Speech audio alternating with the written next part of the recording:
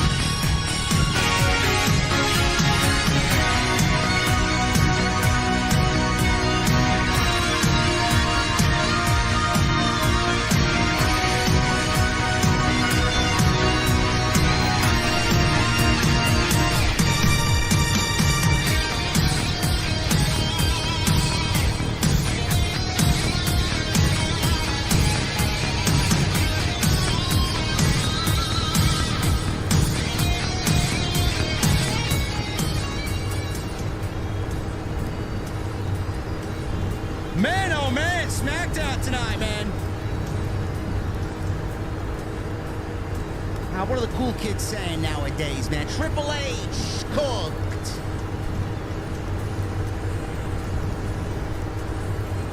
That was all right tonight, man. It was all right.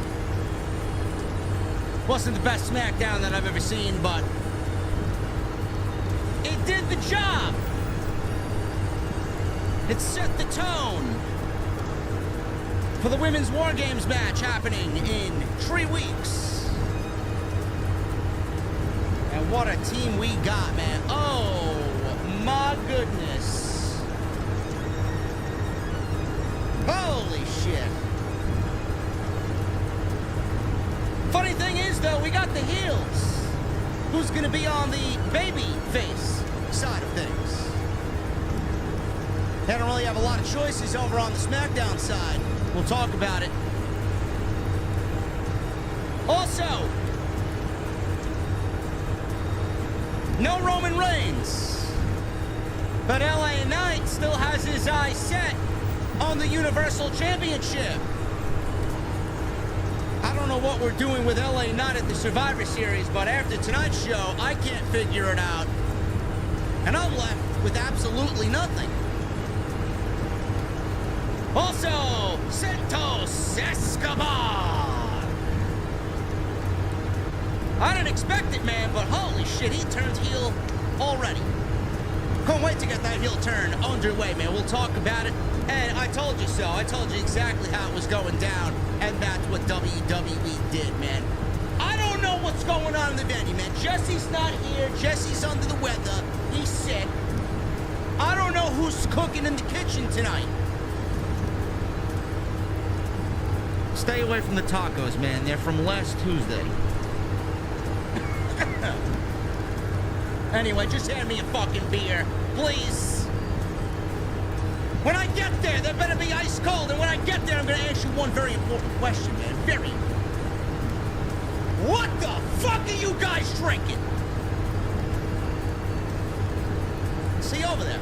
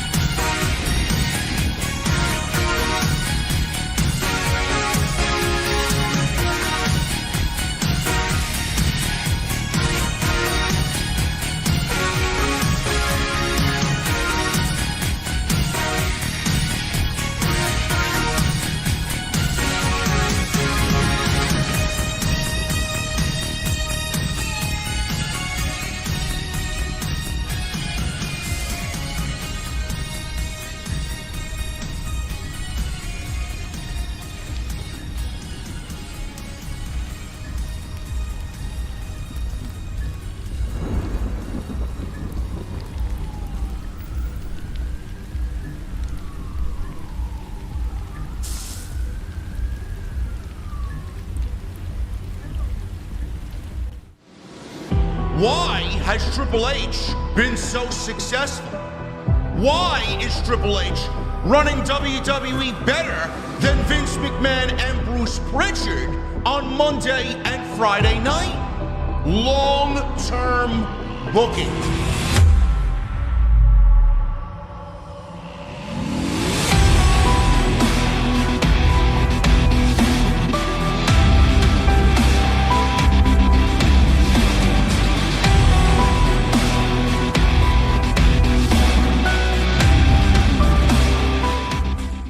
What is going on, guys? Thank you so very much for joining me right here on Off the Script. This is your Friday night SmackDown post show for November 10th, 2023.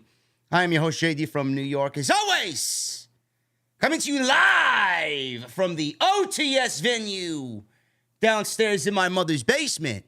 Thank you guys very much for joining me on your Friday nights, wherever you may be, man. SmackDown. I thought tonight was a very good show, man. looking at it head on. I got no real complaints about SmackDown tonight. I thought they did what they needed to do to set up the second most important match on Survivor Series. And that is the second War Games match, which will now obviously be the ladies, as we saw Damage Control stand 5 strong at the end of SmackDown, and they are the rulers for SmackDown for right now, and they are going into War Games, no doubt about it. Something will happen. We still got a couple of weeks left to go. They'll build the intrigue. They'll get to that hype. They'll get Adam Pearce or Nick Aldis, whoever's going to go out there, Nick Aldis in this case. He'll go out there and claim that everybody wants to play a game. And War Games will be announced.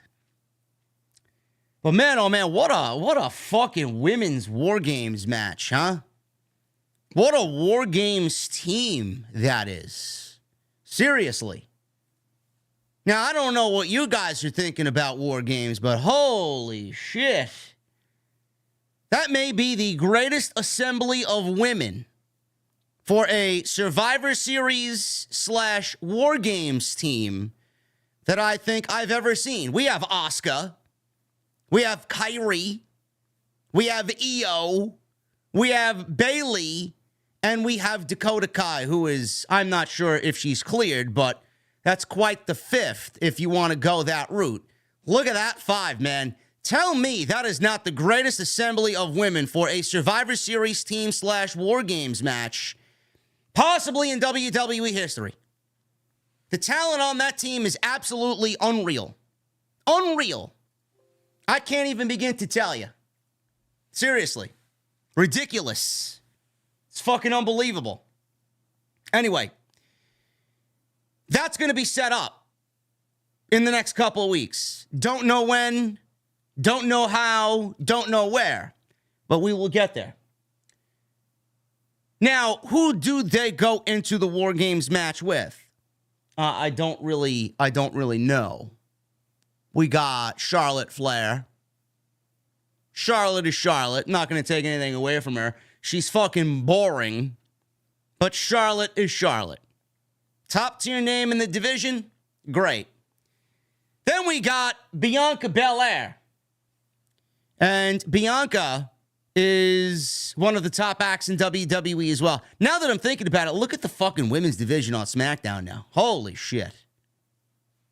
It's quite the division. Then we got Shotzi.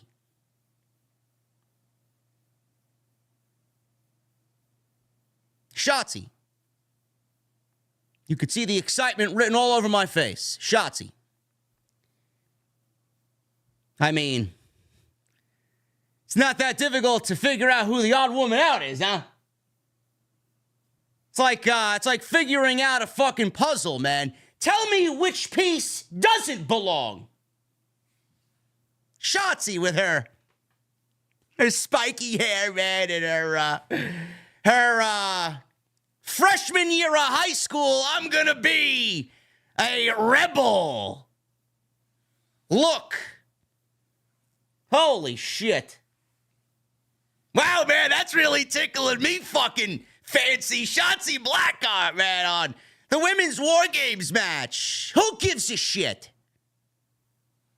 She came in colder than the fucking old-fashioned that's sitting on my fucking bar countertop downstairs. Ridiculous. You can't be serious with that.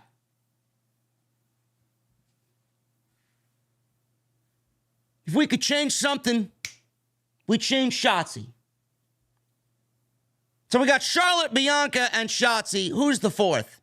Now, first of all, are we even doing a fourth? I don't really know what we're going. I don't know what we're doing. Is it going to be a mystery surprise? Is it going to be someone that's not even on the roster? Is it going to be a new signing? I don't know. I mean, you can't get any more unceremonious than Shotzi. What's next? Natalya?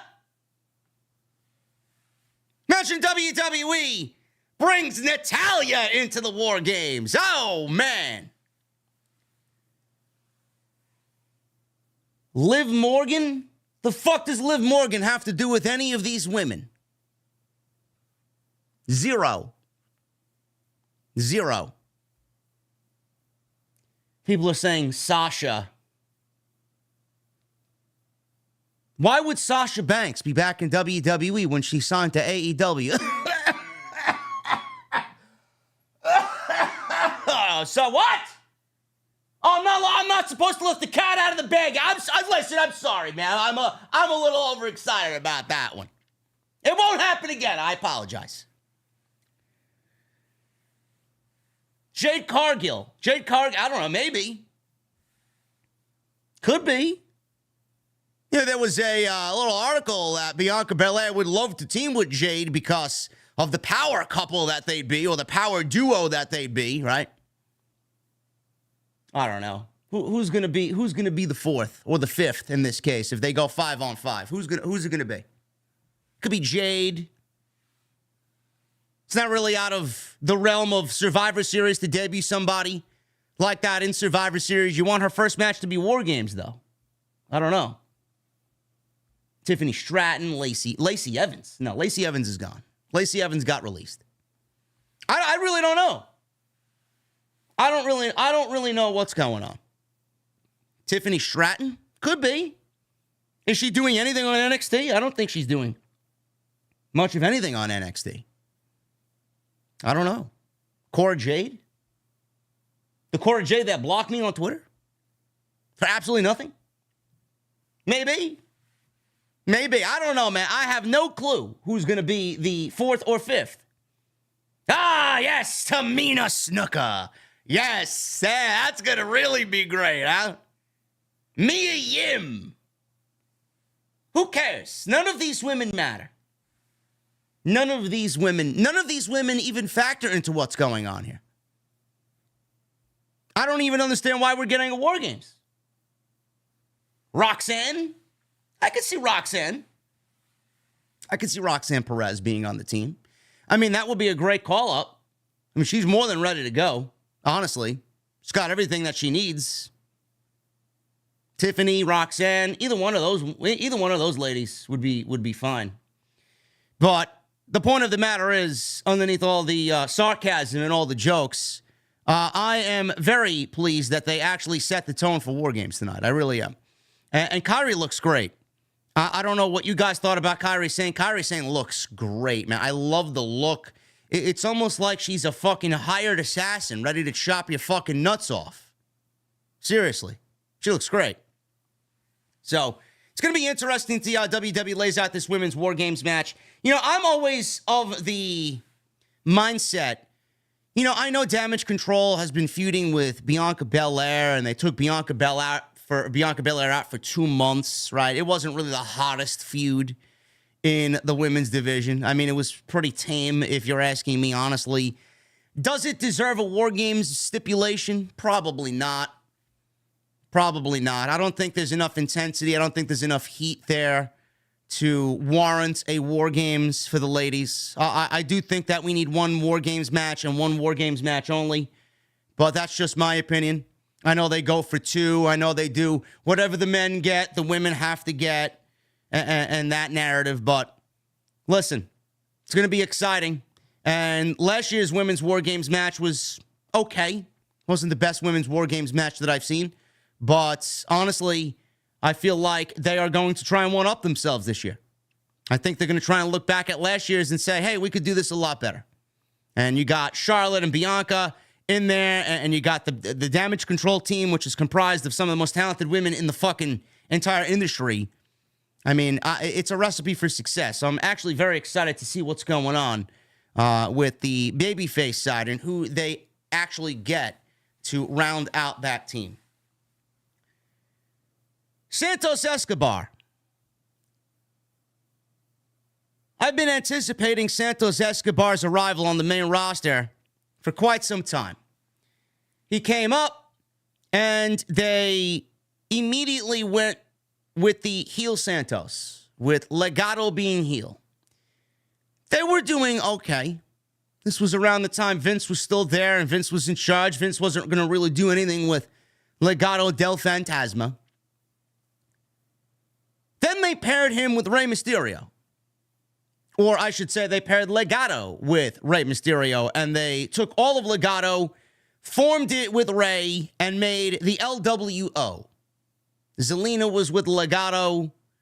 And Zelina was there because in NXT, I'm not sure if you guys remember, Elektra Lopez was the valet for Legado del Fantasma. Quite the upgrade in every way with Zelina over Elektra.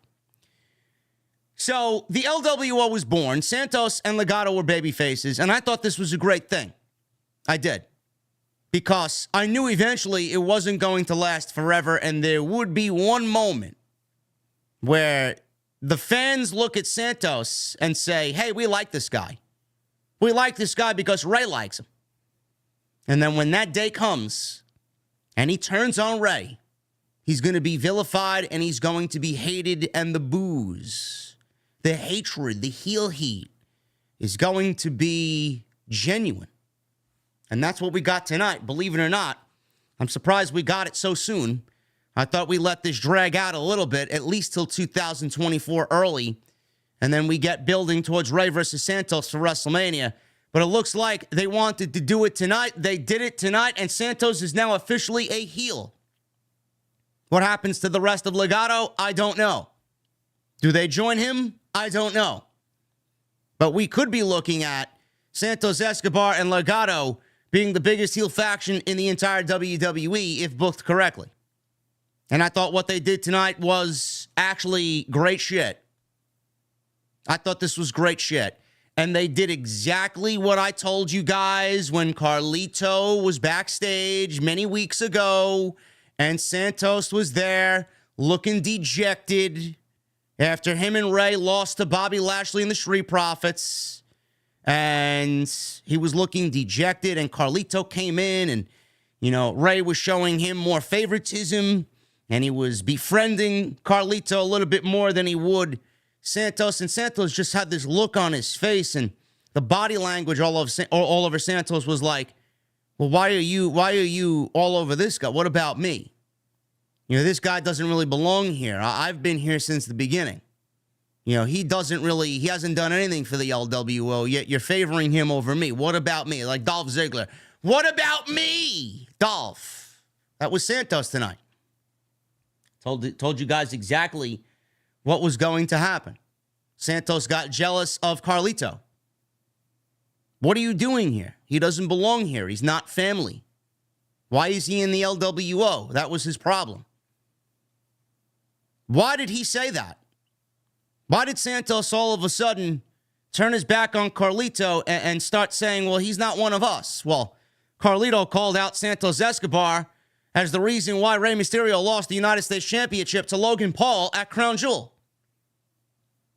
The brass knuckle spot was blown up. Carlito insinuated that the reason why Rey lost was Santos leaving the brass knuckles on the apron. Whether or not he did it on purpose, nobody knows. Nobody knows. The story isn't about the brass knuckles anymore. He made a mental error. I don't think Santos did what he did on Saturday at Crown Jewel on purpose.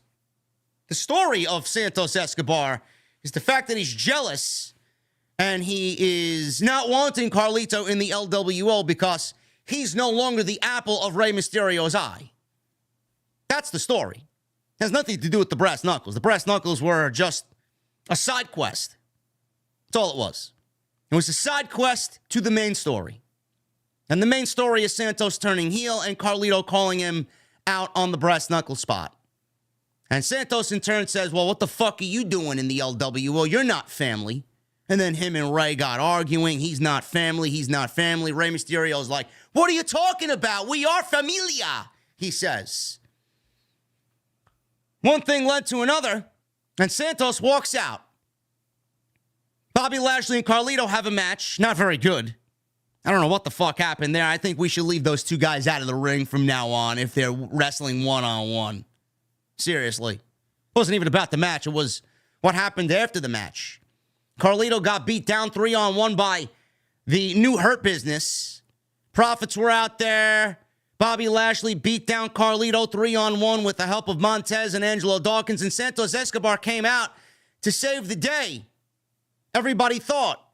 He jumped on the ring apron and looked at those three guys beating the shit out of Carlito. He did nothing to save Carlito. Rey Mysterio runs down with a steel chair. He chases the heels off. And then Rey Mysterio starts asking Santos Escobar, what are you doing? What are you doing? You're just watching him get beat down. Why didn't you help? He doesn't belong here. He's not in the LWO. He's not familia. Rey Mysterio's like, yes, we are familia. Rey Mysterio goes over to help Carlito. Santos Escobar thinks and thinks and thinks.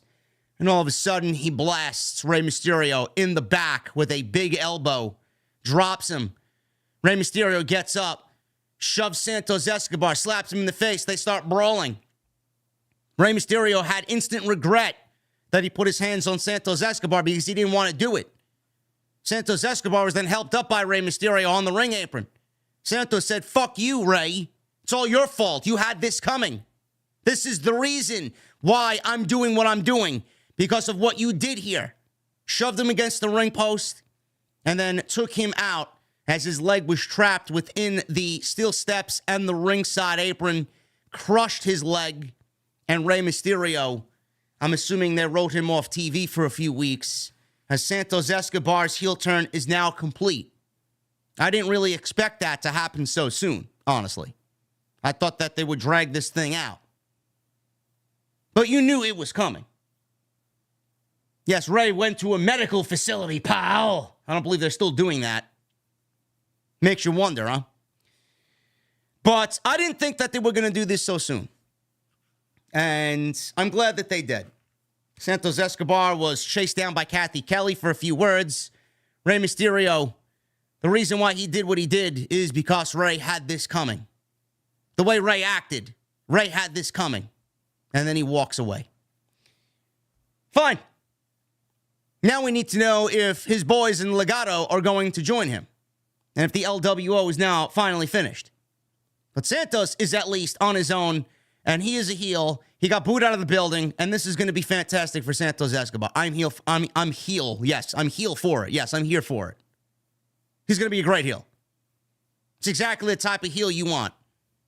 Befriend Rey Mysterio, gain the trust of Rey and the audience, turn on Rey, and then instant heat. Everyone's going to hate you because everyone loves Rey Mysterio. Beautifully done. Love it. LA Knight. I don't know what they're doing with LA Knight, man. LA Knight wrestles Roman Reigns, and then the following Friday gets a match with Grayson Waller. I don't know how I'm supposed to look at that. It's not really the most riveting creative for LA Knight. But I don't know what they're doing with LA Knight going into Survivor Series. Seemingly doesn't look like he has any creative going into Survivor Series. They may actually leave him off the Survivor Series card. I don't know. I don't know what's going on. We may actually get AJ Styles. Reportedly, we were supposed to get AJ Styles back. And I have no idea when that's going to happen. It was supposed to happen tonight. I think it got pushed back. It may happen before Survivor Series. I have a fucking funny feeling that they're going to give us AJ Styles and LA Knight versus Jimmy and Solo Sikoa at the Survivor Series. And that is fucking lame. That is awful. Now, Roman Reigns reportedly is missing Survivor Series, so he's not defending the championship. I don't know what good it would do LA Knight if he wrestles Roman Reigns again. It's not winning. It's not winning any championship off of Roman Reigns. An imaginary championship, maybe. In his dreams, maybe. But the WWE Universal Heavyweight Championship? No. That's not going to happen. I'm assuming that AJ Styles gets back because he was feuding with the Bloodline. We may actually get Styles and LA Knight teaming up to do some battle against Jimmy and Solo. I mean, I think that's fucking lame. Really. Or maybe we get LA Knight and AJ Styles, maybe Kevin Owens. If Roman is working the show, which I don't think he is because he wasn't on tonight's show. He's not advertised for next week's show. Roman's not working Survivor Series. Roman will be there, but Roman is not working Survivor Series because they got nothing planned for him. Man, they dropped the ball on LA Knight going into Survivor Series, man. I can't even begin to tell you. Don't question me. What I say most of the time is correct, okay? I'm not perfect. I'm not spot on with everything. But I know when I'm spot on with something, man, I'm going to let you know about it. I like to brag about it. I like to throw it in your face and tell everybody that they're fucking wrong because a lot of people look at me and daily tell me I don't know what I'm talking about. I do. I very much do. I don't know how you think LA Knight and what he's doing right now is better than putting him on Team Cody for Survivor Series. Now, there's a rumor. I don't know how true the rumor is. It's coming from Meltzer. I don't know. That WWE is possibly thinking about changes to the War Games match for the men. Now, all that was cited was Drew McIntyre being added to the Judgment Day, him turning heel, and him being the fifth man. Then obviously Cody's going to have to go out and find a fifth man, whether that's Kevin Owens, Randy Orton, I don't know. But there's nobody in this live stream chat. There's no one on X. There's no one on the comment section down below that's going to tell me that merging the Judgment Day and the Bloodline for Survivor Series and War Games is not the best creative. Because it absolutely is. Instead of giving us nothing Jimmy Uso and Solo Sikoa having a garbage match at Survivor Series, if they even are booked for the show, and potentially leaving LA Knight off of the show, you don't think booking Judgment Day and Bloodline in the same match against a myriad and a mixture of Cody and Jay and Sammy and LA Knight, and then you want to get Randy Orton there to round out the people that hate the Bloodline? I mean, I can't understand. I can't understand how you're looking at the Survivor Series card right now and not screaming at the fucking creative sky. That's your men's War Games match. Why does McIntyre need to be with Judgment Day? Why does McIntyre need to be in War Games? Why does Seth Rollins need to be in War Games? Seth Rollins should be defending the World Championship, being that our world champion who's held the title for nearly 1,200 days wants to go take a fucking island vacation somewhere and have a cocktail out of a pineapple.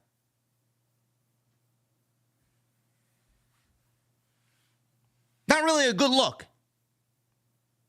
That's your men's War Games match. Then you get your women's War Games match. Then you get Seth Rollins versus Drew McIntyre, part 2. You got all your major stars covered in those 3 matches. Everything else is whatever, man. Whatever, dessert. Whatever I just told you is the main course, man. That's it. Everything else after that. Dessert, cappuccino, and then a shot of limoncello at the end of dinner. Nobody can tell me I am wrong. Nobody. Look at what we got now. 2 weeks to go, and LA Knight's not on Survivor Series. 2 weeks to go, Jimmy's not on Survivor Series. 2 weeks to go, Solo Sikoa's not on Survivor Series. Oh, but they got time. Oh, but they got time. Sure they do. 2 weeks. 2 weeks. 2 weeks is not enough time. Should have already been established. LA Knight coming out of Crown Jewel, wrestling Roman Reigns for the biggest prize in the fucking sport. Following Friday's wrestling Grayson Waller. Not really a good look. I don't give a fuck what type of match it was. Now, next week, he's got Jimmy. Great. How many times have we seen that leading into his Crown Jewel match? What is that going to accomplish? next week. Oh, yeah, he beats Jimmy. He beats the guy that ruined his chances of winning the world championship. As if Jimmy's not going to fucking interfere again if it wrestles, or if he wrestles Roman again for the title. If the match happens again, he's not going to interfere, right? Sure thing. SmackDown, we'll go over the rest of the show. We'll talk about what happened in ring tonight. Dragon Lee also wrestled Cedric Alexander. I don't know what they're doing, man, but this is match number 2.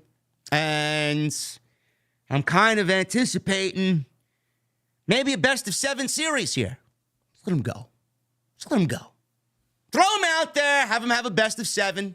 Give Cedric some work. Give Dragon Lee some work. I like it. Anyway, guys, thank you so very much for joining me on this Friday night edition of Off the Script. This is your SmackDown post show for November 10th, 2023.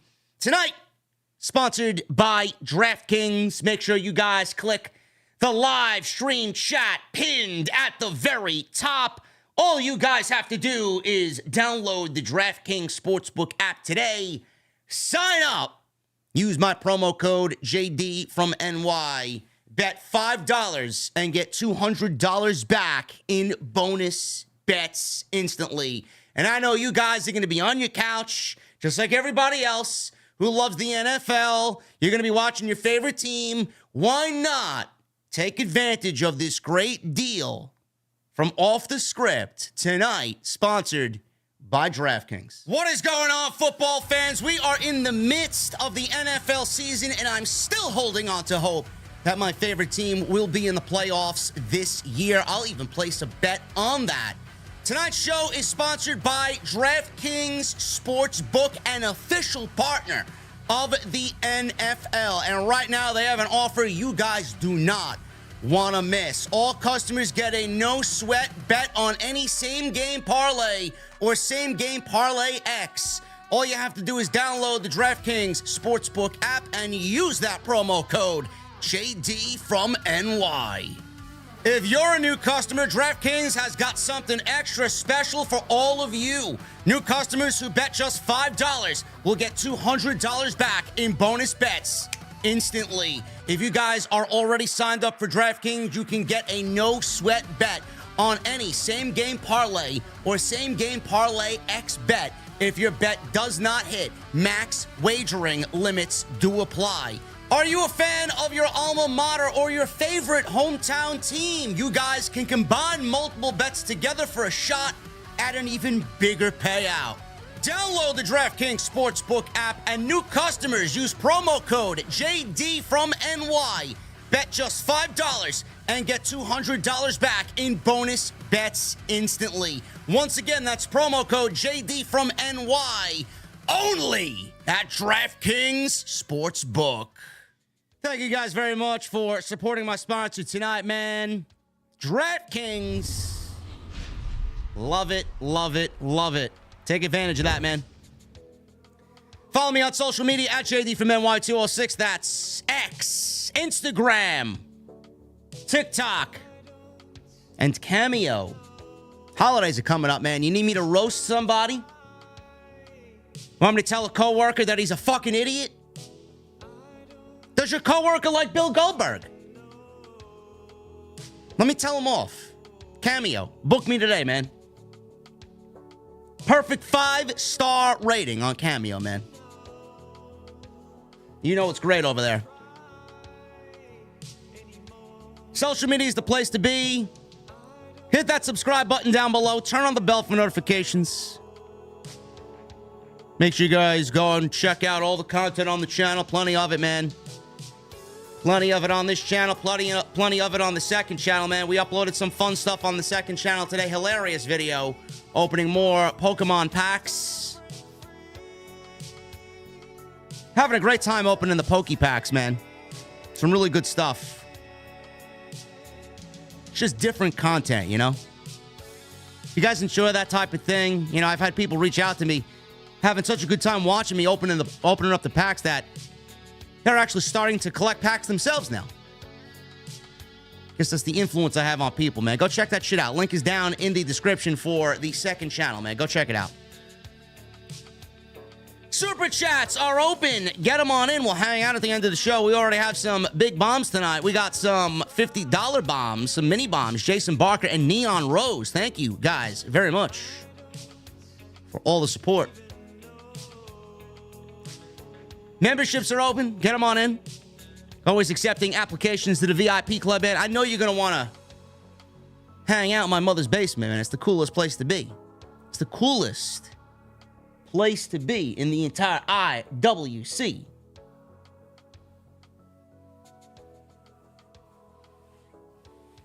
And hit that thumbs up, man. Let's try for 1,000 likes on tonight's SmackDown post show right here on OTS.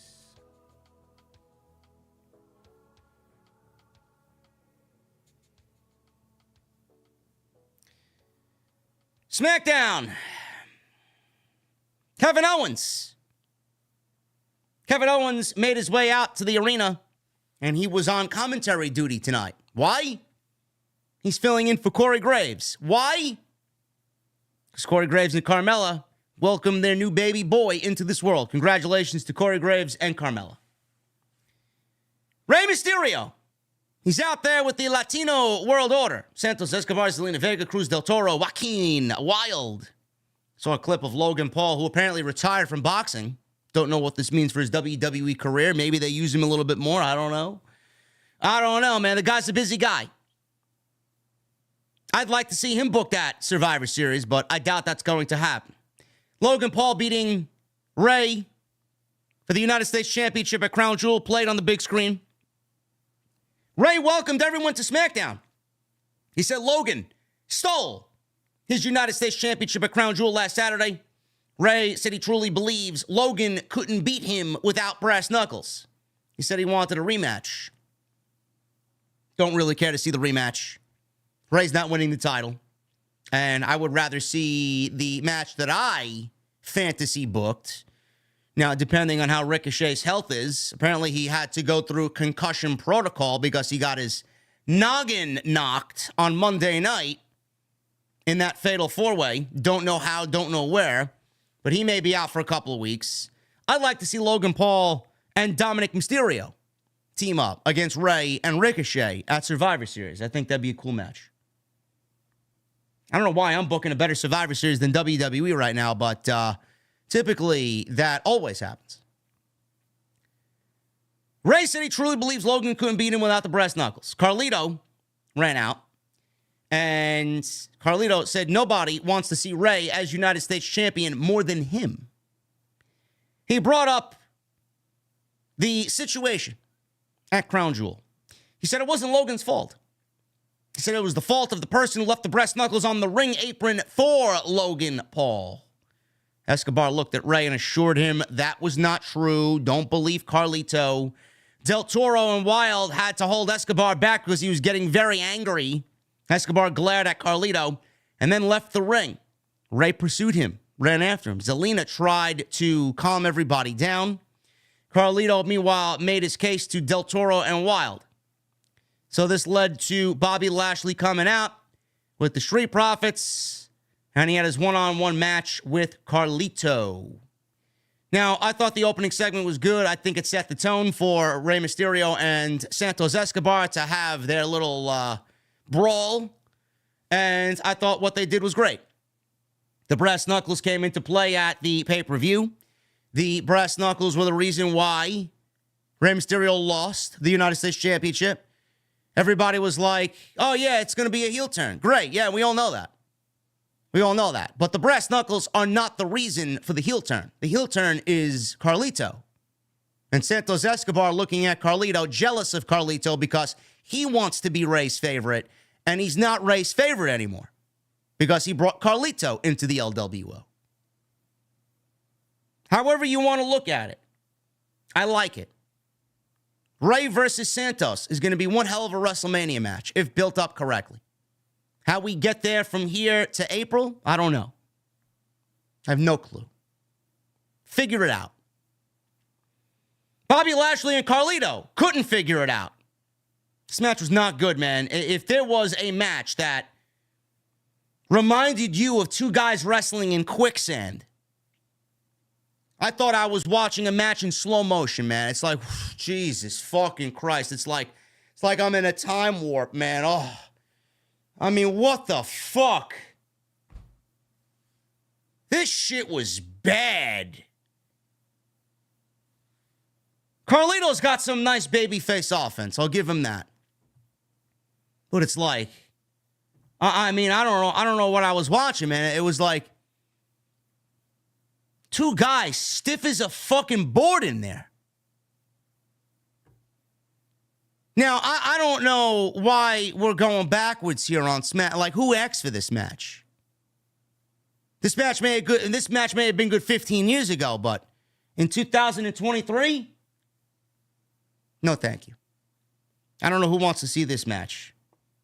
Not good at all. Went 9 minutes.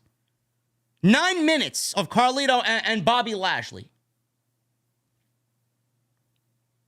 Bobby Lashley hasn't had a good match since some of his Austin Theory matches were okay. But his real, true, last great match might have been against Drew McIntyre.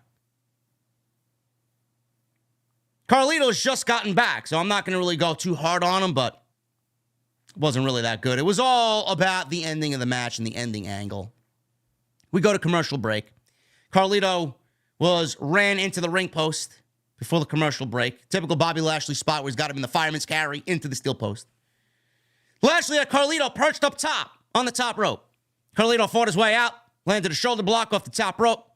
We saw B-Fab in the back watching the monitor, watching Bobby Lashley work. Now, I don't know what's going on with B-Fab, but Bobby Lashley and B-Fab had a conversation that we don't know much about yet because this happened off camera.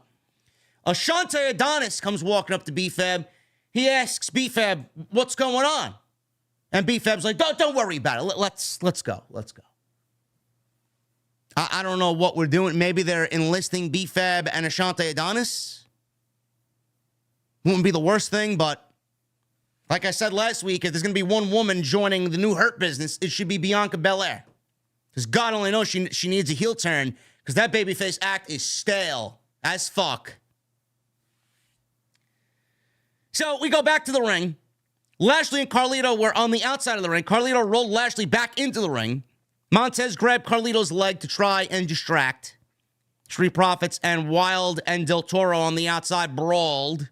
So this obviously caused a massive distraction. Escobar reappeared out of nowhere and tried to help his boys fight off the Profits. Lashley speared Carlito amongst all this chaos for the 1, 2, 3, and Lashley beats Carlito. A 5-star classic. It was not. After the match, the Profits and Lashley beat up Carlito 3-on-1. Escobar hopped onto the apron, but Escobar watched the beatdown and did nothing to help Carlito.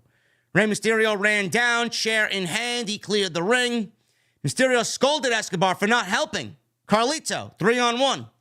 Mysterio and Escobar then yelled at each other, and Mysterio pushed Escobar, yelling at the LWO is all family. We are familia. Escobar looked like he was going to leave the ring, but instead he turned around and attacked Rey Mysterio as he went to go help Carlito. Escobar rolled Carlito out of the ring, and Mysterio slapped Escobar, forcing Escobar to the ground. Mysterio approached Escobar to help him up because he felt guilty about slapping him in the face. Escobar then says, fuck off. Not really, but kind of. Ran Rey Mysterio into the ring post. Rey Mysterio was sitting on the steel steps, one leg on the steps itself, and then one leg trapped in between the steps and the ringside apron. You know what happened next. Santos Escobar squashed Rey Mysterio's leg. And that's the way they are probably writing him off television. Zelina Vega out there having a fucking Academy Award-winning cry. Tears running down her face. She's crying. Everybody's emotional. Why? We're supposed to be family. Shout out to Zelina. She did a great job selling that. Escobar walked away blaming Rey. This is all his fault. Excellent. Absolutely great stuff. Santos Escobar is going to be one nasty fucking heel. Can't wait to see it. Escobar was then seen leaving the arena He was stopped by Kathy Kelly, who asked Escobar why he did what he did. Escobar said, Ray had it coming. And he walked away. We're not going to get any answers. It's not really an answer. Ray had it coming, he says. Great.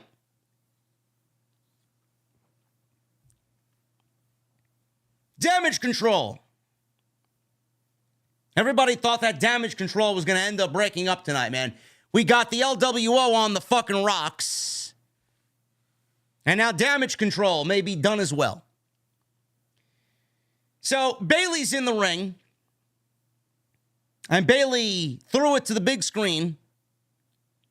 And we got a video package saying she had a plan and a vision for Sky and Dakota Kai. Bayley said everything she wanted to come true came true. That included the Women's Tag Team Champions, Miss Money in the Bank, and the WWE Women's Championship. Now, she got the what treatment from the crowd tonight. Bayley called the crowd idiots. And Bayley was basically saying, whatever I'm going to say, you're going to say what again? And you're going to give yourself a round of applause because you're a bunch of idiots. And they actually gave themselves a round of applause and started cheering for themselves because they were berating Bayley with the what chant. And Bayley was like, you're a bunch of fucking marks. Honestly. Bayley tried to play into the what stuff. She did an admirable job at it, but, you know, the crowd here tonight was kind of relentless. So, we got Io Sky and Dakota Kai coming out, and they want to talk to Bayley. So, they're there, and obviously, they are there with Kairi Sane, who's, like, following behind, like a shadow, like a ninja waiting to strike its prey. So, all three of them got into the ring and grabbed microphones. Kairi did not grab a microphone. Bayley asked what Kairi is doing out here. Sky interrupted Bayley and said Sky had a plan too.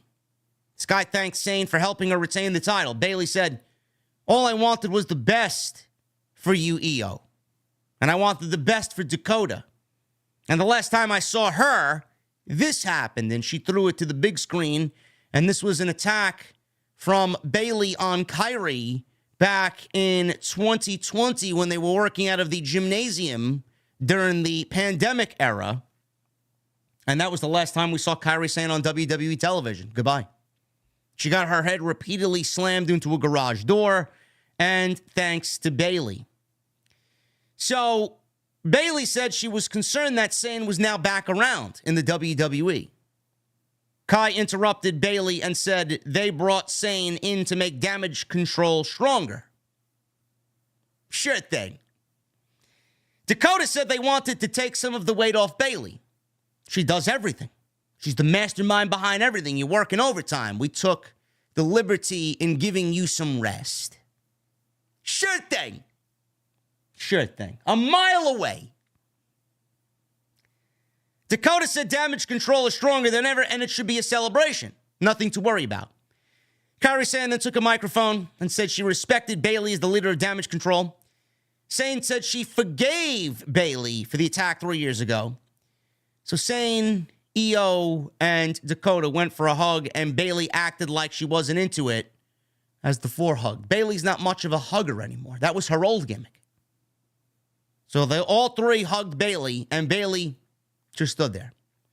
Now, Bianca Belair comes out, and Belair spoke to all four of the ladies here from the entranceway. She did not get in the ring like a dummy. Belair says she doesn't forgive damage control.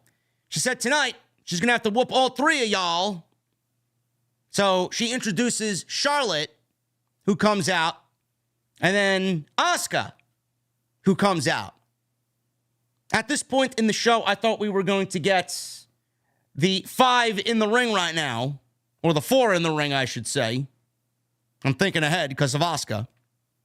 The 4 in the ring, and then the baby faces in the aisleway, and I thought we were going to get War Games announced. I thought we were going to get some announcement for War Games right here during the show, but we did not get that. Little did we know there was an ending angle that still needed to be played out. And that's what we were waiting for.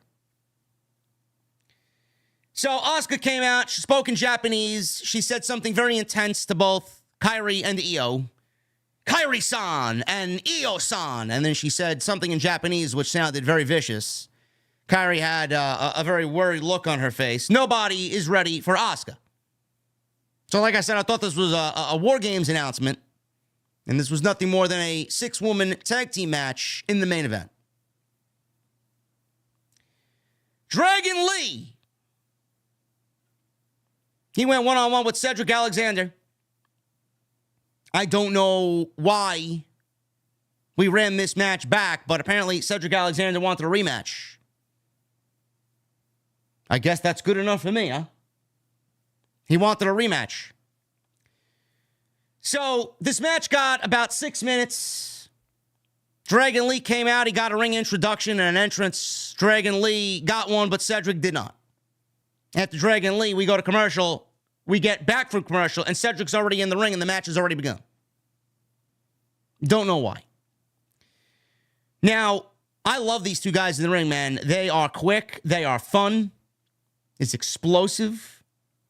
I don't know what we're doing with these two guys. It seems like they're just throwing them out there because they know Dragon Lee can wrestle, and they know Dragon Lee is explosive.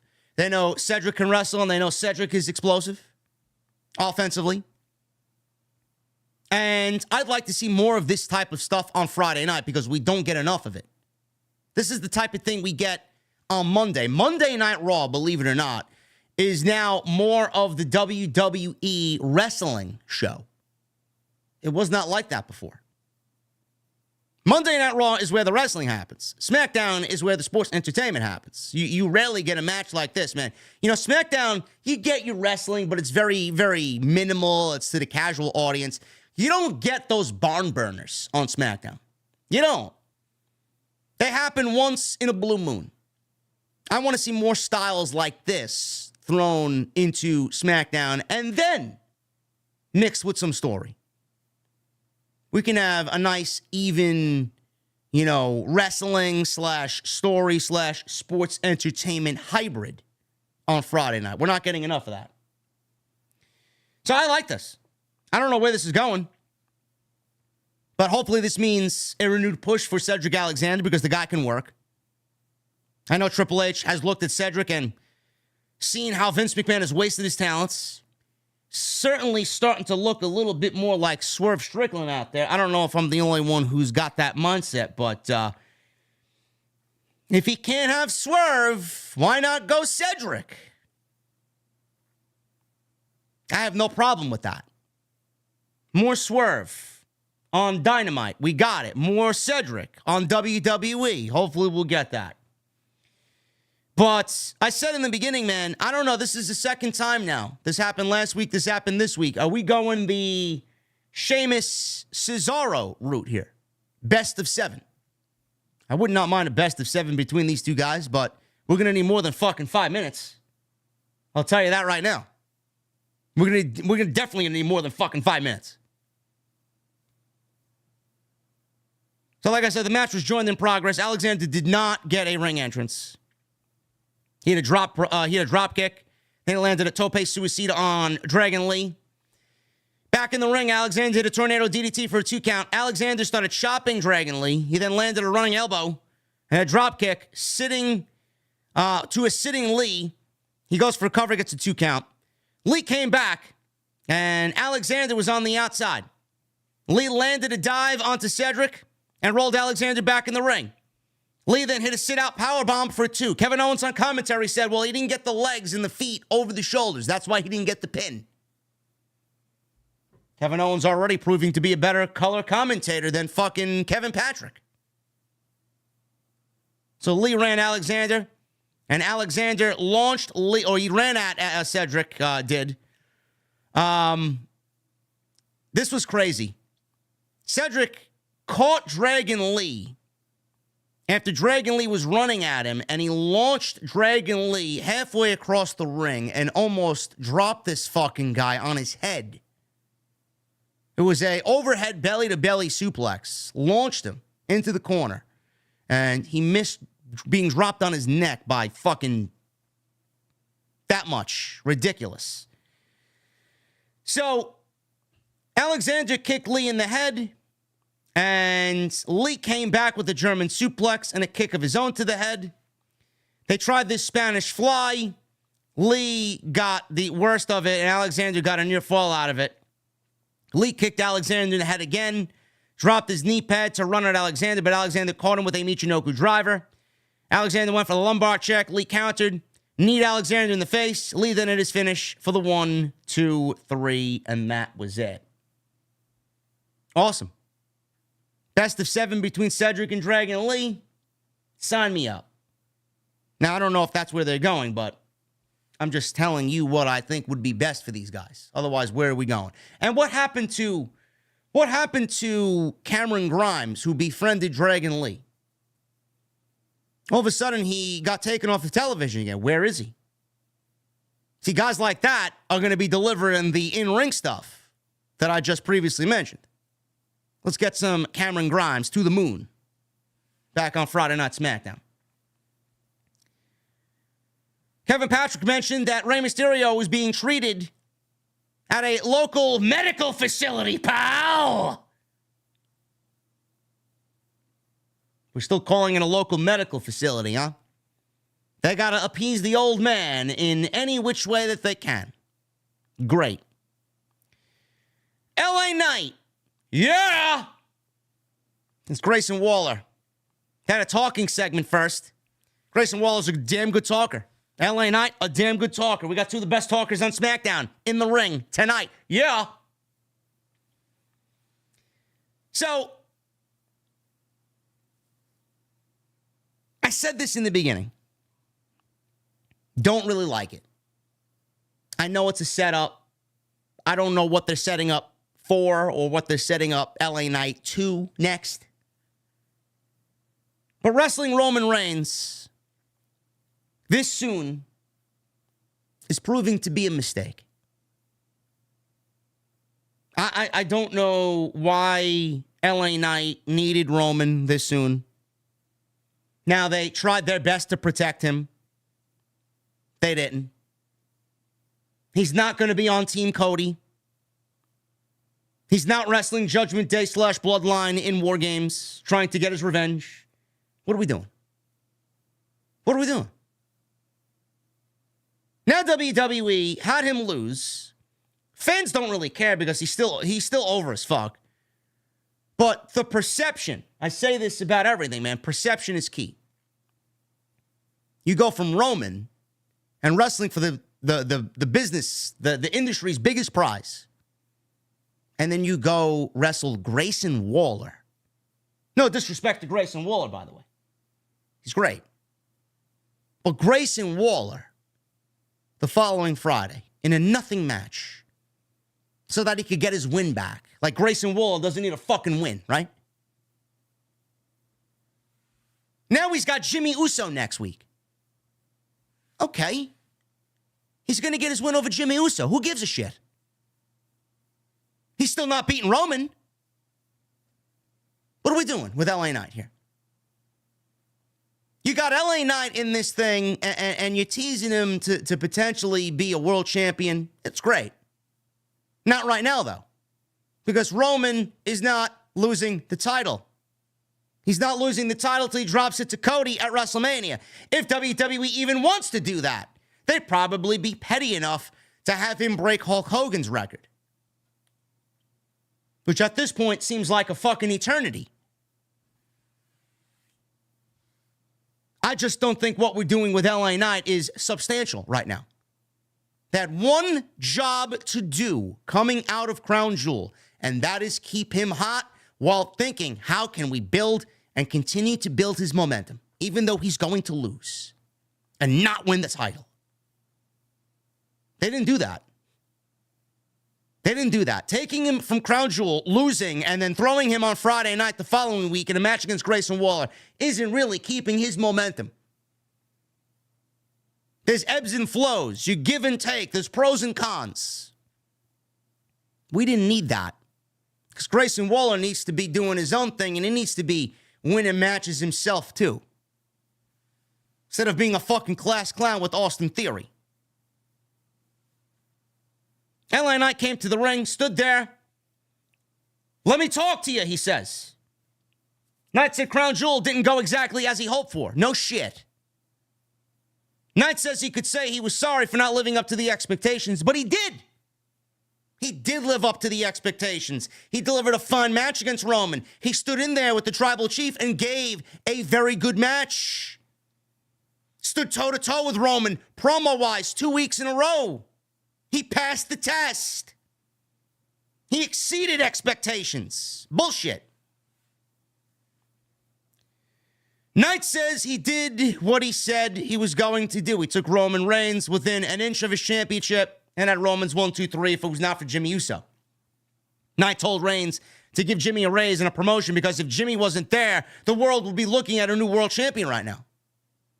Knight says he wasn't going to the back of the line because he's not done with the bloodline and the bloodline isn't done with him. Knight says he will own the WWE Championship, and he went on, to talk a little bit more until Grayson Waller's music hit and Waller walked out. Waller said Knight was embarrassing himself. Waller said Knight was blaming everyone but himself. Waller said Knight needed honesty.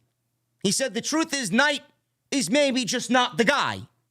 Waller says he knows someone who is the guy, and he called Waller, or LA Knight called Waller, kangaroo jackass. Waller asked Knight if Knight really thought he belonged in the ring with Roman Reigns. Knight responded with a question of his own. Does Grayson Waller effect sound like an STD? Crowd then yelled, yeah! Knight called Waller a creep who hangs around schools and said Waller shouldn't be allowed within 50 yards of a high school. Knight mocked Waller for his social media stuff. Knight told Waller that he was dealing with an angry Knight, and Knight hit Waller with his microphone.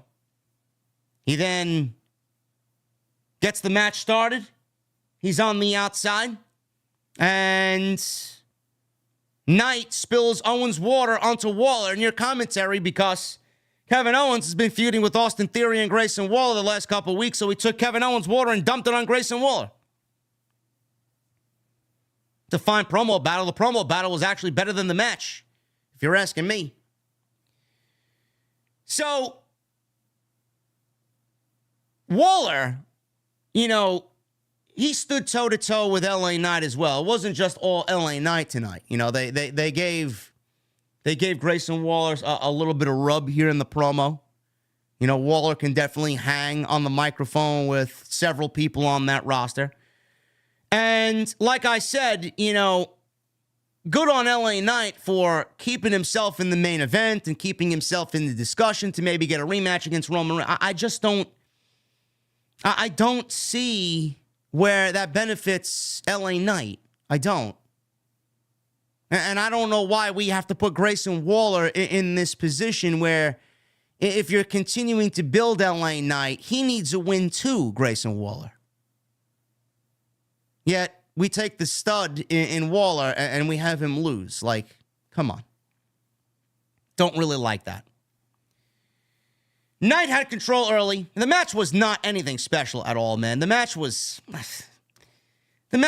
was fine. But, man, it's just, there's no heat there. There was no heat there at all. Knight had control. He worked Waller's shoulder. Waller retreated to the outside. LA Knight went after him. He slammed Waller on the apron. Waller tried to roll back into the ring. Knight hit a slingshot shoulder block for a 1 count. He then hit a swinging neck breaker on Waller for another 1. Waller hit a big discus elbow, and he took control. Knight back body dropped Waller over the top to the outside. Knight slammed Waller's head off the commentary table right in front of Kevin Owens, and Kevin Owens got a little chuckle out of that. We go to commercial break. We come back from break. Waller was still in control inside the ring. He worked the dreaded shin lock. Oh, man. What a devastating maneuver. The shin lock. Waller ran Knight into the ring post and worked a single leg crab. That was over the top turnbuckle, which looked pretty cool. Waller then worked a single leg crab in the middle of the ring. He then went to the second rope. He hit his in between the legs elbow drop. Waller went back, and Knight moved After the second attempt off the top, and he landed on the mat, hit the canvas. Waller went for a rolling cutter. Knight countered into a back suplex. So both guys are on their feet now. LA Knight landed a series of punches and a leaping clothesline, Russian leg sweep, big DDT. Nice combo offense from LA Knight, 2 count. Waller jumped on Knight. Knight caught Waller for a body slam. He then hit his elbow, or his imitation people's elbow. Yeah. And then he hits the BFT for the win. Basically, Kevin Owens was talking a lot of shit on Grayson Waller on commentary. So Waller leaves the ringside area, and Austin Theory joins Grayson Waller out by commentary. They walk over to Kevin Owens, and Kevin Owens told Mr. Nick Aldis, I'm just going to do my job on commentary. Nick Aldis says, do not get involved with anybody or you will be suspended. So Waller and Theory start poking the bear. They start picking a fight with Owens, and they start yapping their jaw at Owens, and then they take a water bottle and dump it all over Kevin Owens. And Kevin Owens was more upset that they got Kevin Patrick with the water than himself. So he said, you know what? They got you, KP. You know what? Let me go get suspended. And then he chases Grayson Waller and Austin Theory up the aisleway, and they are brawling with Kevin Owens. He beats the shit out of both of them. So I guess Owens is now suspended. I guess Owens is missing Survivor Series. Is that their way of writing Kevin Owens off of TV so he misses Survivor Series, logically? Come on now. Jimmy Uso was shown backstage. Said if LA Knight wants him next week, he can have him. Jimmy then got on the phone with the tribal chief because at the end of his promo, he said, yeet. His phone rang. Roman was on the phone. And he said, no yeet. We go from yeet to no yeet. Next week, we got LA Knight versus Jimmy. And Solo Sikoa is returning next week. But where is the tribal chief? It's on a remote island somewhere with a beautiful fucking bikini-clad blonde fanning him down as he's drinking a nice exotic beverage from a fucking coconut. Man, that sounds good, man. I wish I had that. Main event. Damage Control, Bayley, Io, Sky, and Kairi Sane versus Charlotte, Asuka, and Bianca Belair. I don't know why I blacked out there for a little bit. I'm like, what the fuck? Who's on this team? Charlotte and Asuka. Like, I did a double take. I'm like, what the fuck? Asuka and Bianca teaming up. So we got this match. The match was fucking irrelevant. Literally, nothing happened. Nothing happened. I'm not even going to go over what happened in the match because nothing happened. The match was completely irrelevant, non-existent. Is only what happened at the end of the match that really matters. But you would think with these ladies, man, what a 6-woman tag team match this would be, right? So Bianca and Bayley started the match. We go and we get what we need to, and Bianca's being beaten down. Belair tried to suplex Sane over the top rope, but Sane blocked it. It's nice to see Kairi back in the ring. It's pretty much all Damage Control, and they were beating down Bianca Belair. Sane went to the top and hit a big flying punch off the top. Sky tagged in. Bayley tagged in. They were working over Bianca. Bayley ran at Belair, but Belair disposed of Bayley, and she went for the hot tag, but Sane pulled Charlotte off the apron. Bayley then rushed back into the ring and started going away at Belair. Belair eventually hit her spine buster on Bayley, and she went for the hot tag on Asuka. She reaches, and Asuka drops down off the apron. She doesn't even make the tag. Asuka then misted Belair in the face. Belair was selling it. Asuka then kicked Belair in the head and hugged Kairi Sane. Sky, Asuka, and Sane hugged, and Bayley hugged them too. So I guess now Bayley's back to being a hugger. Charlotte tried to fight back. The bell rang. Ding, ding, ding. No contest. Shotzi ran down to absolutely zero reaction. Damage Control got the best of her as well, beat her down. Sane goes up top and lands the absolutely beautiful insane elbow on Belair, and the heels now with Asuka as a member of Damage Control. Sure thing. Stood tall to end the show. Now, clearly you see where this is going. Clearly you see where this is going. I don't know what's going to happen with Dakota. Dakota's going to be the odd woman out, apparently. Dakota may be spared after all this. I have no idea. But Bayley, if we're doing War Games, Bayley's getting her ass beat, and Bayley's getting kicked out of Damage Control. There's no ifs, ands, or buts about it. You could see it coming from a fucking mile away. Which one does not fit here? Bayley. Yeah, Io had a plan. Io had a plan to build her own Damage Control and get Bayley out, because Bayley's old news. I got my girls from Japan. You don't fit here. Get out. So when, where, how, why, I don't know. That's coming. What happens to Dakota Kai? I don't really know. She may get the boot as well. I don't even know if she's cleared. Some people say she is. Some people say she's not. I have no idea. No idea. But if Dakota gets kicked out, send her back to Monday Night Raw, have her team with Tegan Nox, get Team Kick back together. I mentioned this a couple of weeks ago. Bayley, she needs to be babyface. Have Bayley turn babyface.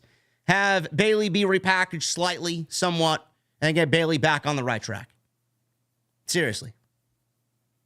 But this team right now, the way we're looking at it, Io, Asuka, Kairi, Bayley, Dakota, this may be the greatest assembly of women that WWE's had in a very long time. Especially for a Survivor Series match, for a War Games match. Would you want, if you're a female, would you want to go to war against these three ladies here? No. Absolutely not. Now, the baby faces. This is where we run into a dilemma. I don't know where we're going with this, but right now we got Bianca, Charlotte, and Shotzi. I don't even know who else is on SmackDown. If we need two, I don't know who else even is on SmackDown. To be perfectly honest with you, to round out a team of 5. They may keep it at 4. I don't know if Dakota Kai is cleared, especially cleared enough for a War Games match. I don't know. They may end up keeping it 4. But I would assume if the men are 4, they're going to keep the ladies 4. We'll see what happens with the men. Rumor is they're going to add a 5th. If they add 5 for the men, I'm assuming they'll add 5 for the ladies. I have no clue. But it's got to make sense in the grand scheme of things. Who is going to go in there and want to damage or battle Damage Control? It's got to make sense. Who else is there? Most of the ladies on SmackDown haven't really done much of anything. Everything that you see who's had a problem with Damage Control is out there. Shotzi's there just by default because they got nobody. Shotzi herself doesn't even fit. It's a waste. So who's going to be the other women? Or if they keep it full, who's going to be the other woman? I could see Jade. I could see Jade Cargill being a possibility. But who's going to be the other one? I'm drawing a blank. I don't really know. Tamina, Mia Yim, Natalya. Those are going to be War Games participants? No.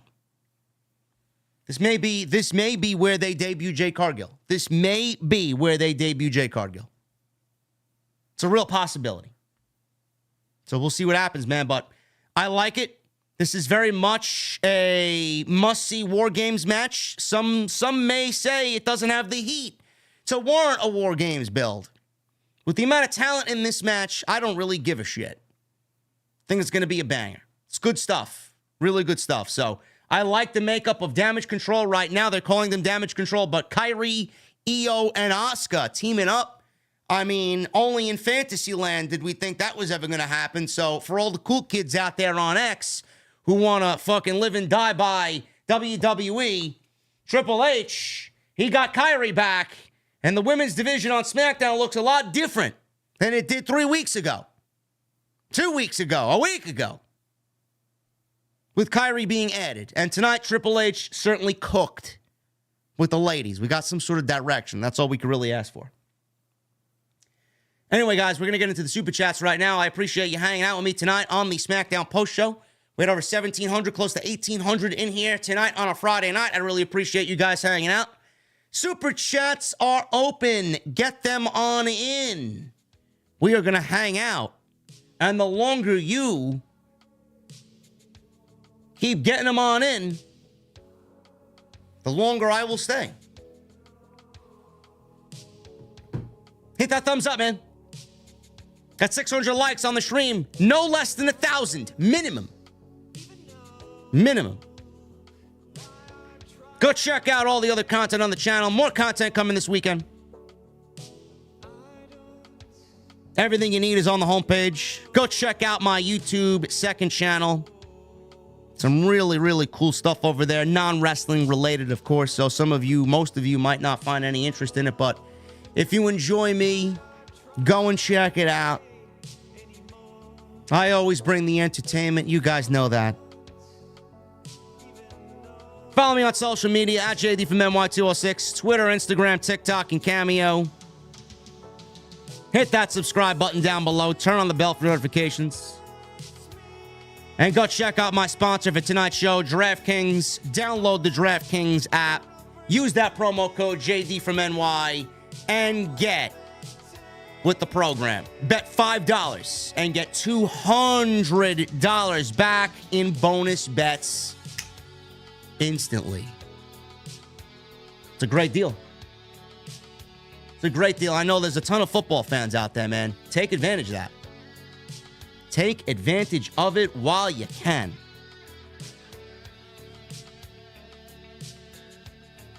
Sunny Singh with a $1.99.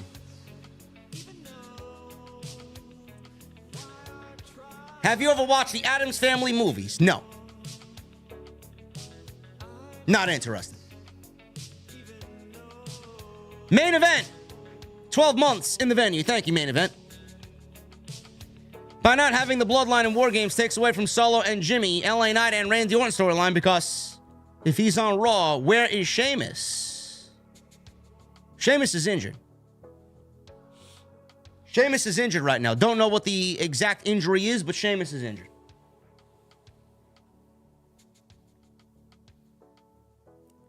Joseph Taylor with a $2 super chat. JD, favorite War Games match from NXT? The first one, I think, is my favorite. The first or the second one.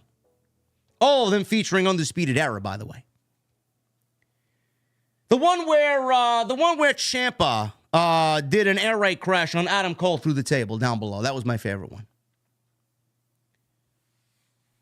Blurred the Nerd with a $5 super chat. Santos said the same thing as Dominic. Ray is a deadbeat. Every time he takes the side of someone else, he did it with Edge, and now he did it with Carlito.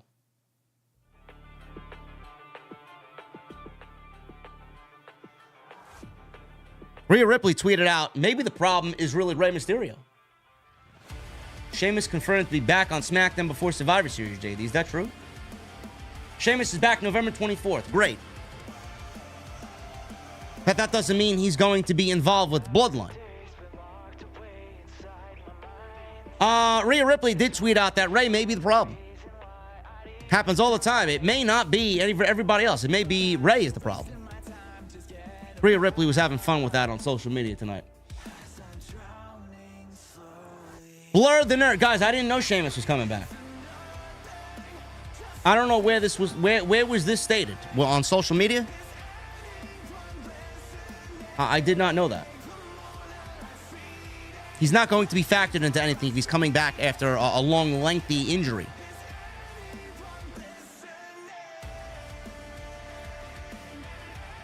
Michelle Moran with a $5 super chat. KO could be used so much better than feuding with Theory and Waller. And KO threatened with suspension feels like yet another story of wrestler versus the boss. I don't know what they're doing with Kevin Owens. I feel like he's going to SmackDown. He's going to be kind of all over the place, man. All right, so it must have happened when I was live then. I mean, I'm not on, clearly I'm not on X if I'm live here.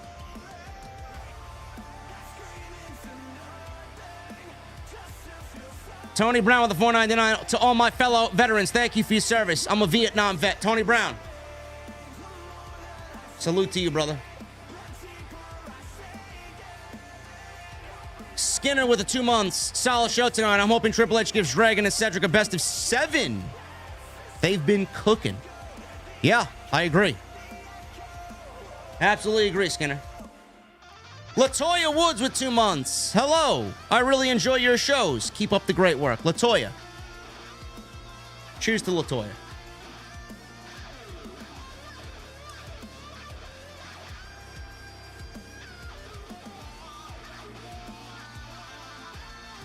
Paul Van Tassel with 35 months. First of all, I'd like to thank all the veterans who served in our country. And second, 25 years ago tomorrow, I lost my grandpa. Paul, cheers to you, brother.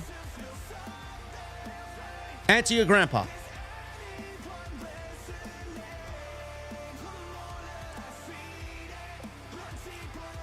Main event with a $2 super chat. JD, do you like Tony Storm's booty meat?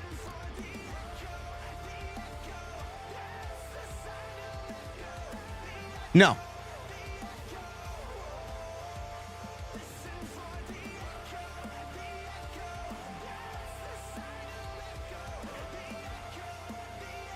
Edward Lou with a $9.99. From what I'm familiar with, you've had covers for Undertaker and Mortal Kombat themes and Papa Roach's Last Resort. JD, what are your top 3 songs you want to have covers for the OTS playlist next? Man, if I had power over songs that I would choose for the show, man, I'd have everybody rocking and rolling in here, man. The one song, there's 2 songs. There's 2 songs that I would absolutely love to have played on the show. Both of them are by my guy, Dino Jalusic, who is my second favorite singer right now in the industry behind Miles Kennedy. He's got a solo album. He's got 2 songs. One is a cover of... who the fuck is it? It's a cover of... it's Monkey Business. It's... what's the fucking band? Now I gotta look it up. I forgot. Quiet Riot?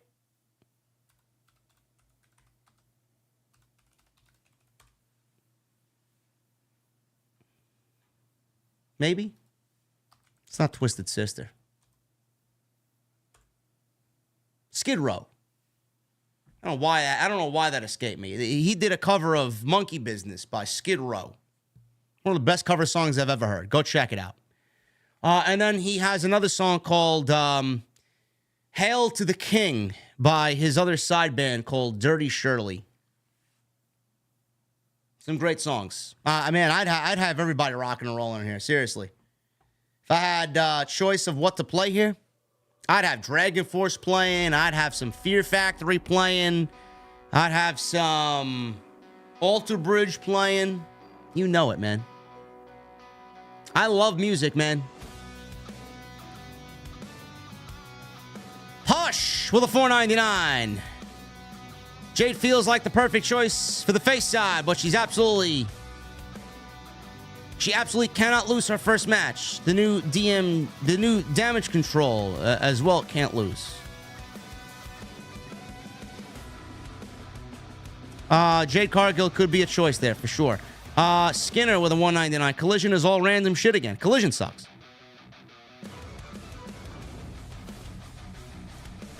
Collision is not must-see TV anymore. JC with 15 months. Thank you, brother. Baby Shaq with 18 months. Thank you, Baby Shaq. Black Wolf Inc. with 8 months. I have to thank Damage Control for reviving my love of Japanese women. A black man needs a sushi roll and a bottle of sake with the chick from Nagasaki.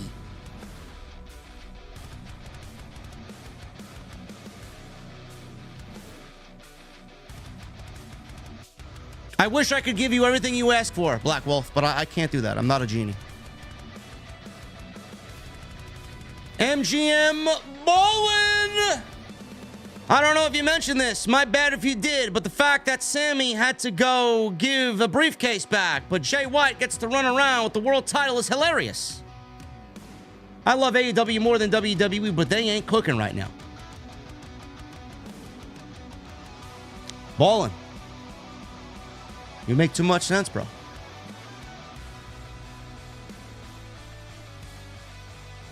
Tone C with a $10 super chat. Took my lady to see Mammoth, Pantera, and Metallica tonight. Great show. I'll catch this stream tomorrow. OTS for life. Wolfie. Wolf Van Halen, man. Great shit. Pantera. I don't want to know what the fuck they sound like in 2023, but I know they got Zakk Wylde guitaring for him, man. If there's anybody to take Dimebag's place, nobody's going to replace Dimebag, but if there's one guy, man, it's Zakk Wylde. And Metallica? Fuck Metallica. They couldn't write a good fucking song nowadays if their life depended on it, man.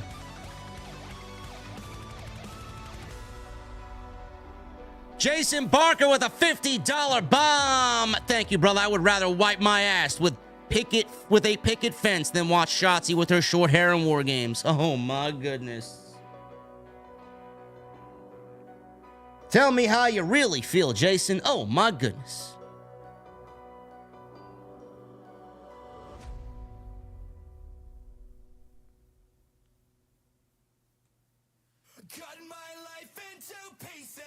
Neon Rose or Neon Rose with a $49.99. This isn't a 100 bomb, but here is a Tego Fitty for the tribal chief of the IWC and the best to do this in the community. I turned off SmackDown, got bored. Keep up the good work. Neon.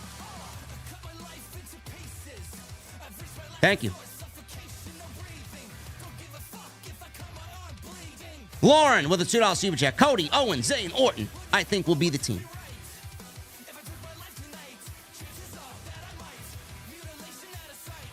How can Owens be on the team when the team is already announced?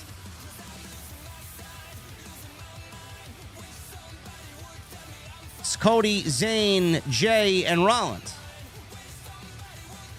Maybe Lauren missed Raw. Do you think Jade Cargill will debut at Survivor Series? It's a possibility. There's nobody else.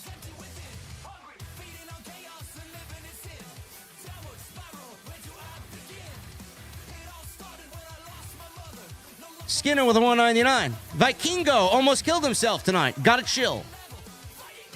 Dude's gonna be retired by the time he turns 27.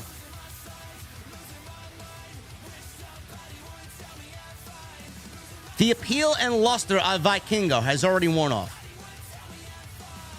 Just another name to me.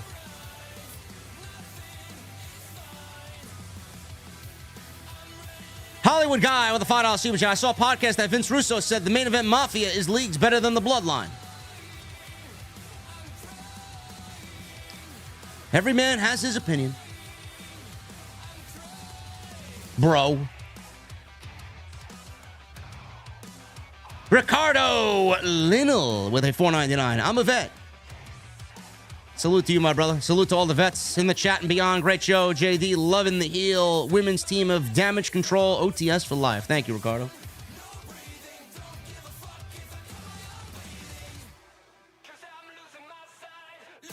Sue with a $5 super chat. JD, the other woman on SmackDown is Mia Yim. Like you said, there isn't any other women on SmackDown. Oh, well. Good night. Enjoy your Pokemon.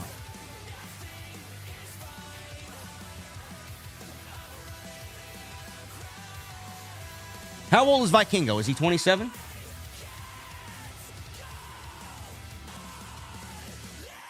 Let's Google it. Vikingo age. Wrestler. He's 26. He's got 1 year to go. He's got 1 year to go, man. He'll be retired.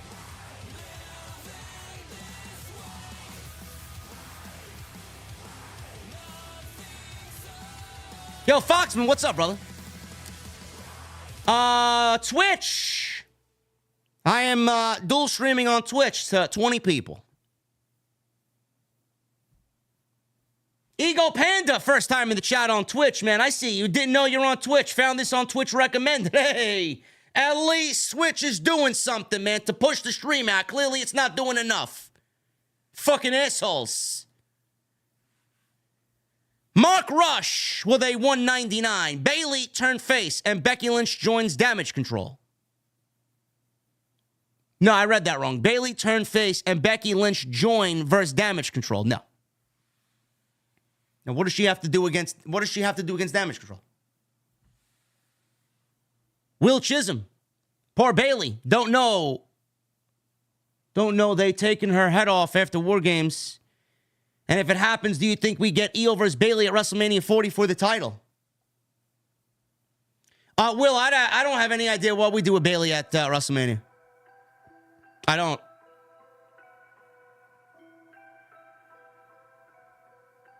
Cake with a $2 super chat. Bayley kicked out of Damage Control, Bullet Club style. That's exactly what's coming. It's exactly what's coming. And Masen Hollowell with a $4.99. JD is the best. Love this show. How would you book Roman at the Royal Rumble? Who should he fight? AJ. I can see the world title match being either AJ, Sheamus. I think Randy Orton would be ridiculous, even though it kind of calls for it. I don't want to have Randy lose. Kevin Owens. Kevin Owens more than likely not. I think Kevin Owens versus Logan Paul is more than likely, but AJ is probably a safe bet for the Royal Rumble, I would say. Anyway, guys, if you're done, if you guys are done, I'm done. Appreciate you guys very much, man. Thank you guys so very much for joining me here tonight live on OTS. We got a whole weekend ahead, man.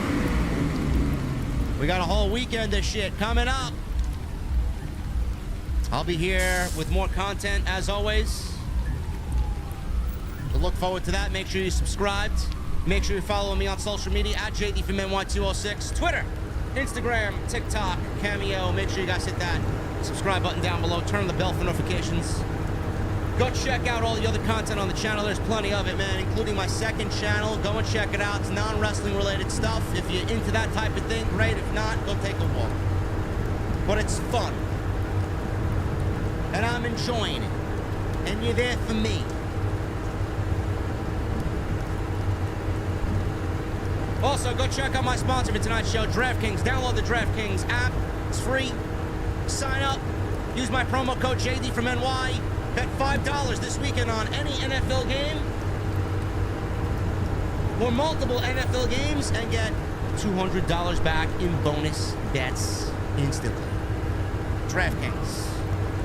Not only the official partner of the National Football League, the NFL, but the official sponsor right here of Off the Script. Go check them out, and I'll see you guys back tomorrow in the sub boxes. Don't know if I'm doing Collision yet, but the show sucks, so probably not. Until then, guys, I'll see you in the sub boxes tomorrow night or tomorrow afternoon, and I will see you guys right back here with more content right here on Off the Script. I will see you guys later.